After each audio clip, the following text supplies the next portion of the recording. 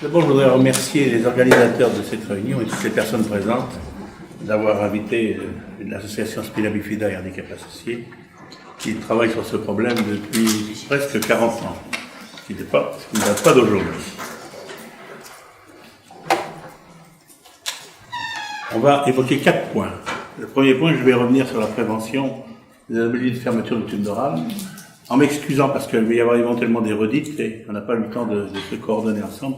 La semaine dernière, je m'occupais d'un stage de formation sur un domaine tout à fait en dehors d'ici, mais qui ne sort toujours pas du SPINA, qui était la sexualité des adultes et leur vie affective. Donc nous avons eu une semaine sur Bordeaux extrêmement passionnante, mais c'est pas l'objet de la discussion d'aujourd'hui. Je voulais d'abord rappeler le Spina Bifida. De mon expérience, voici principalement toutes les malformations, tous les syndromes et tous les troubles que l'on peut observer. Oui, tous les spinas n'ont pas ça forcément, heureusement, mais certains en ont un nom qui peut d'ailleurs varier dans le temps, avec l'âge. Je veux juste insister sur quelques points. L'obésité, c'est un facteur aggravant et c'est, à mon avis, dès le jeune âge qu'il faut commencer à faire attention à l'obésité chez les enfants. Le deuxième point, c'est les douleurs neuropathiques. Elles sont très importantes chez les Spina Bifida. Elles sont sous-évaluées par le corps médical. Elles sont tellement intenses que j'ai des cas de suicide et de suicide assisté en Suisse. Donc c'est pour dire que ce n'est pas une mince affaire et actuellement on dispose bien sûr de médicaments mais qui ont des effets secondaires et sur lesquels les dosages sont augmentés régulièrement avec le temps et qui ne sont vraiment pas la solution pour l'instant. Là nous sommes sur un point difficile. Et le troisième point que je voulais évoquer, que je reviendrai, c'est les troubles cognitifs que malheureusement le corps médical oublie et qui sont pourtant importants au niveau scolaire, importants au niveau adulte. Là, je reviens au départ, la nutrition, pour nous, c'est le concept de la DOAD, c'est le concept de l'Organisation mondiale de la santé, c'est de considérer l'origine développementale de la santé et des maladies de l'adulte par des modifications épigénétiques et réversibles. Épigénétique, ça commence à devenir plus que probable, notamment la thèse du Dr Joyeux, qui quand même, en 500 pages, montre quand même qu'il y a forcément quelque chose qui intervient par les différentes portes d'entrée de l'organisme. Réversible, parce qu'on sait que la méthylation, la déméthylation, l'acétylation, etc. sont réversibles, mais encore pour l'instant, on ne sait pas trop bien faire. On commence sur le cancer à essayer, mais on est loin d'avoir trouvé la bonne solution. Les femmes européennes, je reviens un peu sur la prévention, manquent d'acide folique. Alors je ne vais pas revenir, vous voyez, 5000 fœtus par an, ça c'est les statistiques de l'Eurocate. 70% des femmes, des grossesses spina arrivent à terme, 70 pays, on reviendra dessus, enrichissent en B9 dans le monde, avec une réduction d'au moins 50% des cas. On verra qu'en France, on est à un stade embryonnaire. En réalité, qu'est-ce qui se passe? Les résultats de l'INPES, de l'ex-INPES, puisqu'il n'existe plus maintenant, près de 7% des femmes en âge de procréer présentent un risque de déficit en folate, dans les folates plasmatiques. Quels sont les effets de la supplémentation de la vitamine B9? Eh bien, si on regarde un certain nombre de pays, ça c'est les statistiques de la Fédération internationale, on voit la diminution aux États-Unis, on voit par exemple des diminutions extrêmement importantes. Dès qu'il y a une supplémentation systématique en vitamine B9, vous voyez le Chili qui passe de 17,5 à 7,9 si je ne perds pas, ou je ne détaille pas, mais on pourrait faire tous les pays. C'est quand même une certaine preuve, puisque sur 80 pays, quand même, on commence à avoir des idées qui ne sont pas uniquement utopiques. Le meilleur exemple, c'est l'Europe. La France par rapport aux Pays-Bas. Vous voyez qu'en France, ce sont les statistiques des registres français, qui existent, les 5 registres, et on voit qu'on a une croissance progressive. On peut voir ici une croissance progressive à ce niveau-là en France, alors qu'aux Pays-Bas, vous avez une décroissance régulière au fil des années. La supplémentation folique, je ne l'ai pas, vous l'avez déjà vu, vous le connaissez, on passe. Dernier exemple, c'est qu'il y a 2 façons de faire, soit une supplémentation individuelle, soit une fortification systématiquement dans l'alimentation. Et actuellement, statistique de la Fédération internationale, 80 pays dans le monde fortifient en acide folique. Alors, on peut voir que aux États-Unis, en Afrique c'est assez épars, mais ça c'est normal. Dans les Amériques, vous voyez, c'est presque complet. Je passe sous silence l'Asie, qui pourtant a un taux de spina extrêmement élevé d'après la dernière étude Biomed. L'Europe est assez mal pourvue et la France est bien au milieu de ce genre de problème. Il y a en France des oppositions à la fortification que je ne comprends pas très bien parce que on cherche encore désespérément quelles sont les contre-indications et quels sont les risques. Mais la prise d'acide folique ne fait pas que réduire la prévalence. En effet, il faut considérer comment l'acide folique est métabolisé dans l'organisme. Alors, je ne vais pas faire le détail, on a déjà vu un schéma biochimique. Grosso modo, l'acide folique est métabolisé dans le foie, ensuite passe dans les intestins et passe à travers la membrane et va alimenter les cellules qui concernent. Le problème, c'est que la synthèse de la forme active de folate, 50% des femmes la transforment pas ou la transforment mal. Et là, c'est plus grave. Donc là, j'ai présenté un schéma parce que j'ai passé beaucoup de temps à comprendre comment ça marchait. J'y suis à peu près arrivé, mais là, il est simplifié. Disons que vous avez un cycle biochimique avec la B9, mais il y a un deuxième élément qui intervient, c'est la B12. Et si vous avez une carence de B12, le premier cycle fonctionnera moins bien. Je n'ai pas dit qu'il ne fonctionnera pas, il fonctionnera moins bien avec un facteur perturbant qui est l'homocystéine. On ne va pas détailler parce que là, je ne suis pas biochimiste de profession. Donc, il y a un impact des mutations génétiques sur le cycle d'acide folique. Ça, c'est clair et net. Ça, maintenant, il y a suffisamment de publications là-dessus. Le métabolisme de l'acide folique dépend du MTHF, c'est-à-dire la méthyltétrahydrofolase, c'est sous sa forme réductase. En effet, vous voyez, c'est la forme active qui passe dans la circulation sanguine et qui va sur les cellules cibles. Et là, c'est là où la génétique et l'épigénétique intervient. Il y a des mutations génétiques dans la production de cette MTHFR. Et elle concerne environ 30% de la population européenne d'après les publications internationales. Il existe, et là c'est un apport qui est assez récent, il existe, les Américains ont mis au point ce qu'ils appellent le quadrifolique, qui est la méthyltétrahydrofolate, qui permet directement pour les femmes qui ne synthétisent pas la méthyltétrahydrofolate de pouvoir leur injecter directement ce composé. Ce n'est pas un médicament, c'est pas une vitamine, ça existe actuellement, il y a un laboratoire qui fait ça, qui a la licence des Américains. Et là, nous arrivons à des résultats où B9 plus B12 donne un meilleur résultat que la B9 toute seule, bien sûr. L'avantage aussi, c'est, on verra tout à l'heure, que ces mécanismes, on les comprend bien, mais il n'y a pas que ça. Alors, la B12, effectivement, on a regardé, notamment Kirk en 2001 ou 2002, s'est aperçu que la B12 avait une influence également sur le processus. Elle a un facteur de risque indépendant. Petit, mais il existe.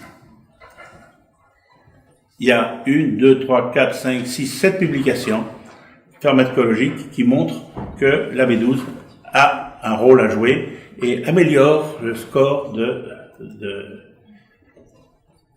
prévalence. Enfin, réduit la prévalence. Alors, j'ai oublié aussi qu'il ne faut pas oublier, ça on en a déjà parlé, du régime obésogène du père, pauvre en protéines, en préconceptionnel. L'impact que l'on actuellement n'est pas encore prouvé, mais je pense qu'il doit y avoir quelque chose sur la descendance de la transmission du phénotype métabolique. Ne pas oublier l'effet de l'environnement sur la permatogénèse. Notamment, il y a un exemple qui est très simple, c'est toutes les études américaines qui ont été faites sur le gaz orange au Vietnam, et les résultats tératogènes sur les fœtus sont effroyables. Y a-t-il un effet transgénérationnel? Ça, on ne sait pas alors répondre à l'heure actuelle. Il y a déjà des publications, mais il faut que ce soit, à mon avis, approfondi. Il y a des recherches qui continuent. Notamment, on a fait un travail d'étude Ponty sur l'inositol, qui est la B8. L'étude est un petit peu critiquable, mais c'est clair que B9, B12, il y a encore d'autres éléments qui interviennent. Lesquels, ça, bon, l'avenir le dira. Le deuxième point que je voulais évoquer, c'est les tératogènes.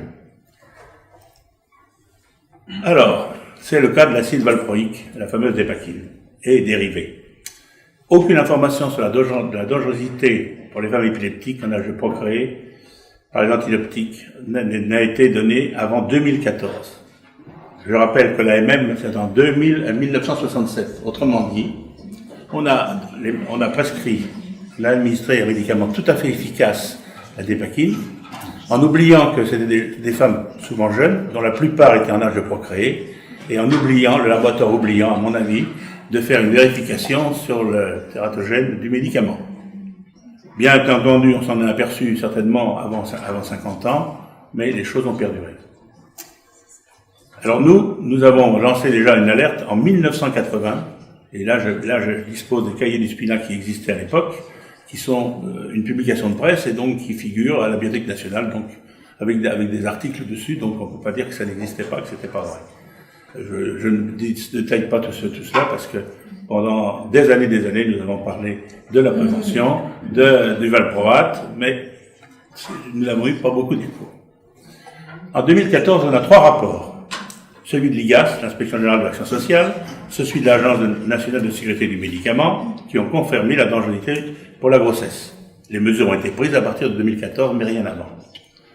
Bon, sur ce problème-là, l'ASB est en liaison avec le cabinet de feu la ministre de la Santé et le directeur général de la Santé, le professeur Vallet, qui est toujours en poste d'ailleurs à ce jour.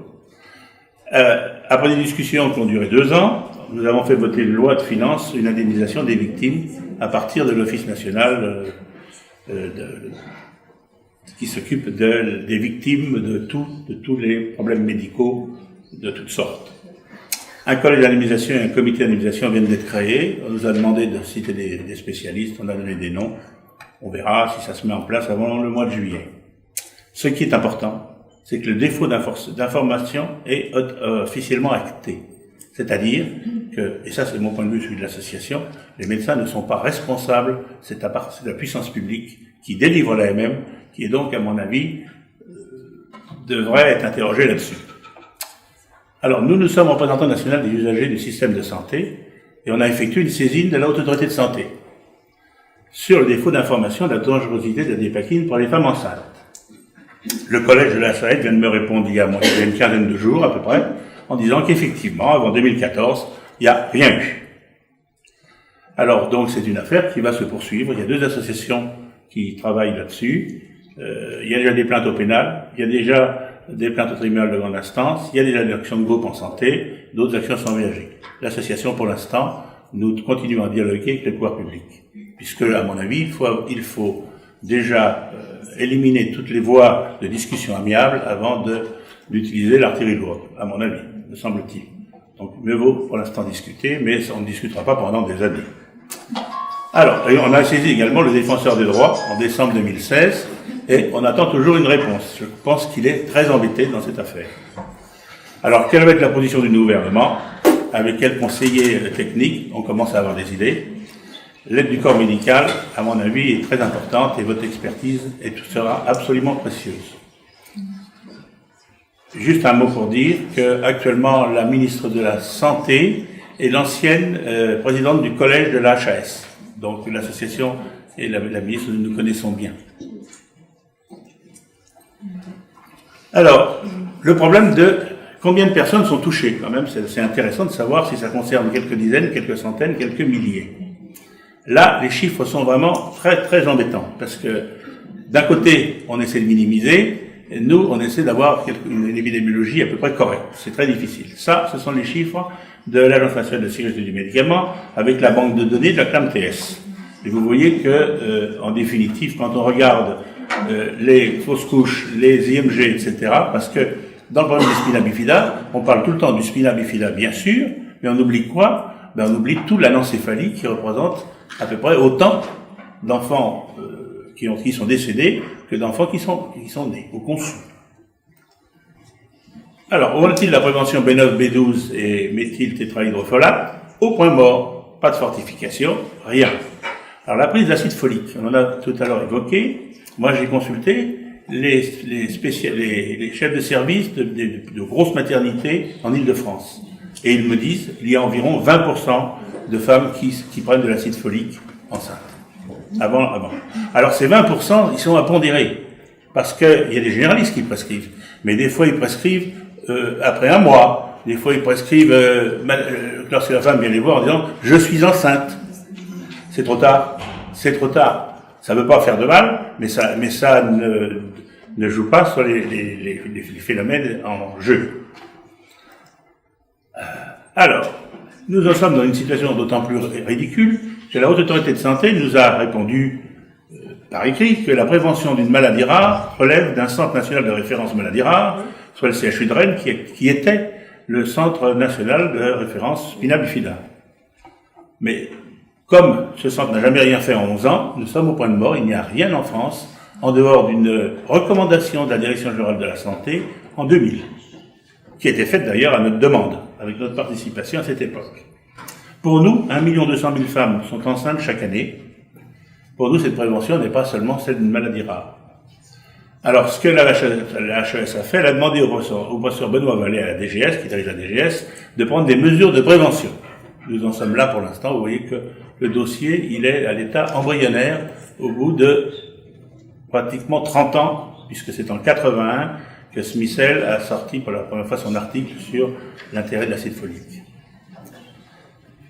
Le scandale a mis en évidence chez les victimes l'existence d'anomalies de développement, mais également, c'est là où je voulais insister, des troubles d'apprentissage, qu'on définit maintenant comme le handicap cognitif. La définition du handicap cognitif a moins de 10 ans en France. Également des troubles du spectre à tendance autistique, si je veux utiliser la communication qu'il faut utiliser. C'est un problème de communication.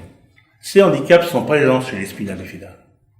En effet, ils présentent énormément de 10, et l'acide valproïque depuis plus de 20 ans est également administré aux patients atteints de troubles bipolaires. Autrement dit, c'est un médicament également utilisé en psychiatrie. Et donc, pour mieux préciser cette embryo-fétopathie au valproate, le gouvernement a demandé au professeur Sylvie Audan, qui est du CHU de Rennes, spécialiste bien connu, de faire un protocole national de diagnostic et de soins. Il vient de sortir il n'y a pas longtemps, puisque il a été publié, je crois, début avril, donc c'est pas très loin, courant avril même, et donc il fait un très bon travail de diagnostic et d'évaluation initiale, mais il n'y a pas tellement de pistes. Il n'y a pas tellement de pistes par derrière. Si vous voulez voir le site, il est sur le site de la Haute Autorité de Santé. Les troubles de l'apprentissage, juste quelques mots. Dyslexie, langage écrit. Nous avons énormément de problèmes d'enfants à l'école qui doivent suivre des cours d'aide pour pouvoir améliorer l'écriture. En dysphasie, il y a peu de problèmes. L'inverse, c'est plutôt un verbalisme chez le très jeune enfant qui répète des phrases qu'il entend des adultes sans en comprendre forcément le sens. Dyscalculie, très fréquent. Défaut d'attention avec ou sans hyperactivité. Hyperactivité moins, mais défaut d'attention, oui, fréquent. Les fonctions cognitives, alors là, mémoire, si vous faites passer une série de tests vérifiés, validés, vous verrez rapidement des problèmes de mémoire. Les fonctions exécutives, très fréquentes, extrêmement fréquentes. Langage retardé, verbalisme, oui. Attention par fatigabilité, très fréquente, qui d'ailleurs limite beaucoup en général la capacité d'un spinal adulte à avoir une activité professionnelle à temps plein. Dysgnosie, bien sûr, liée au syndrome oculaire, effectivement, ne jamais oublier que s'il y a hydrocéphalie, elle peut agir sur le nerf oculaire, le nerf optique. L'épraxie, bien sûr, il y a des problèmes entre l'oculomoteur. Le parcours coordonné de soins et de suivi pour les enfants et les adultes, ce sera le dernier point que j'évoquerai. 3 types de structures existent dans le 3e plan national maladie rare qui nous conditionne, bien que le spina bifida, c'est 0,5 pour 1000 spina, 0,5 pour 1000 anencéphalie, plus les formes associées. Donc nous sommes supérieurs théoriquement à 1 pour 1000, donc nous n'entrons pas dans le champ des maladies rares. Mais comme l'IMG est présente, comme il y a beaucoup de grossesses qui ne vont pas à terme, nous rentrons dans le cycle des maladies rares. Donc il y a 3 centres maintenant dans le 3e plan maladie rare. Le centre de référence national, les centres constitutifs, le national sera bien financé, les centres constitutifs peu financés, les centres de compétences se débrouillent avec les enveloppes budgétaires du CHU. Il y a aussi une filière par-dessus qui est théoriquement censée coordonner, mais comme la filière Neurosphinx qui correspond à nous marie beaucoup de types de handicaps un peu différents, on a beaucoup de mal à se relier les uns aux autres. Le premier plan maladie rare, alors un désastre depuis 40 ans, le premier plan maladie rare a mis en place un centre national de référence spina bifida à Rennes et 10 centres de compétences qui n'ont jamais été financés. Le 2e plan maladie rare a confirmé ce schéma, malgré les remarques et critiques constructives de notre part, Simplement, on a créé une filière supplémentaire sans résoudre des problèmes internes entre le centre de référence et les centres de compétences. Le troisième plan maladie rare vient d'être publié le 14 avril. Le voilà, tel qu'il est. Ça, ce sont les centres qui ont fait la demande pour être soit centre de référence, soit centre constitutif, soit centre. Alors, on est découpé en 3 rondelles. Il y a une première rondelle qui est avec le CHU de Rennes, qui s'occupe de spina bifida, le deuxième qui s'occupe de syringomélie et de Chiari, et le troisième qui est le réseau MAVEM, dans lequel le CHU de Nancy fait partie. Le jury du troisième plan maladie rare, à laquelle nous sommes en relation bien entendu, a demandé le regroupement des 3 centres, Rennes, Kremlin, Bicêtre et Necker-Trousseau. Le CHU de Rennes a refusé le regroupement, vient de refuser le regroupement. Je viens de l'apprendre la semaine dernière. Donc tout est bloqué. Nous n'avons plus de troisième plan maladie rare, nous n'avons plus de réseau, nous n'avons plus rien. Voilà. Donc il va y avoir un deuxième round au ministère, et puis on verra bien ce qui se passe. Mais nous n'en resterons pas là, faites-moi confiance. Nos critiques du troisième plan maladie rare. Il n'y a pas de structure multidisciplinaire adulte en France, elle est complète. Le spina bifida est coordonné par des spécialistes en syringomélie et syndrome de Chiari, c'est ce que voulait la DGOS, ça paraît un peu difficile. Rien sur le handicap cognitif, hydrocéphalie, agénésie du corps calleux, syndrome frontal. La SBH est membre de la filière Handirare et sur les anomalies de développement pour la phytologie et les problèmes cognitifs et troubles d'apprentissage du spectre autistique. C'est comme embêtant d'aller dans une autre filière, aller dans d'autres services ailleurs, alors que ça pourrait, à mon avis, tout à fait être fait dans le cadre du réseau spina bifida élargi. Reste le problème de la transition enfant-adulte qui reste, alors que Necker a mis en place quelque chose de tout à fait remarquable. Le CHU de Nancy, centre de compétences, malgré ses activités en chirurgie fœtale dans le réseau MAVEM, ce qui me paraît tout à fait anormal. Et nous essaierons encore d'intervenir une nouvelle fois, comme d'habitude. Dernier point sur la chirurgie anténatale, que je ne vais pas détailler, bien sûr. La SBH soutient fermement cette chirurgie d'avenir malgré les cliniques depuis le début. 3 équipes sont financées par nous directement ou indirectement. Necker et Trousseau avec de l'achat de matériel chirurgical, Louvain avec la mise au point d'un modèle animal de ménoménagocèle. Louvain était vraiment un centre européen de référence de grande qualité. D'ailleurs, je crois que tous les Français qui travaillent là-dessus travaillent avec eux aussi. Le CHU de Nancy, nous les aidons par l'édition de brochures, d'affiches sur la chirurgie fœtale. Nous participons à des actions communes et nous sommes tout à fait prêts à continuer. Des espoirs de recherche, je ne sais pas ce que ça vaut, mais j'ai vu récemment le patch pour la réparation intra-utérine, patch de cordon ombilical humain cryoconservé, c'est de la recherche américaine. L'utérus artificiel pour grand prématuré, ça c'est de la recherche aussi encore plus lointaine. Et la mise au point d'un modèle animal mais de ménoménagocèle, ça c'est en cours à Louvain. J'espère que ça débouchera et ça va permettre des améliorations dans la prise en charge, dans les prises en charge. En conclusion, la situation de la prévention des anomalies de fermeture neurale est indécente en France. Excusez-moi du mot, mais je pèse mes mots. La prise en charge des patients reste à construire chez les adultes qui sont en abandon thérapeutique et en errance médicale. Je peux vous assurer que c'est catastrophique et qu'à la longue, à force également, au fil des années, ils ont un refus de prise en charge médicale qui devient préoccupant. La chirurgie materno-fœtale doit être développée et soutenue, ça me paraît évident. Récemment, je vais être contacté par le Canada, qui aimerait bien savoir quels sont les spécialistes en France qui s'occupent de spina bifida au niveau de la chirurgie materno-fœtale. Je me suis précipité, je leur ai donné les bonnes adresses. J'attends éventuellement la suite. Je ne sais pas s'ils vont nous envoyer ou s'ils vont consulter les spécialistes. C'est en cours. Je ne sais pas ce qui se passe. Réciproquement, je lance un appel au corps médical pour nous aider. Vous voyez que c'est pas le travail qui manque. Voilà une affiche que nous avons fait récemment. Il y en a d'autres là-haut, vous pourrez les voir. Ce sont des affiches que nous essayons de faire développer un peu partout pour non pas imposer la chirurgie materno-fœtale, mais permettre aux femmes qui sont dans la difficulté dans ce problème d'avoir une solution, soit de choisir l'IMG, soit de choisir une chirurgie materno-fœtale, à condition que les conditions cliniques chirurgicales soient réunies. Merci de votre attention.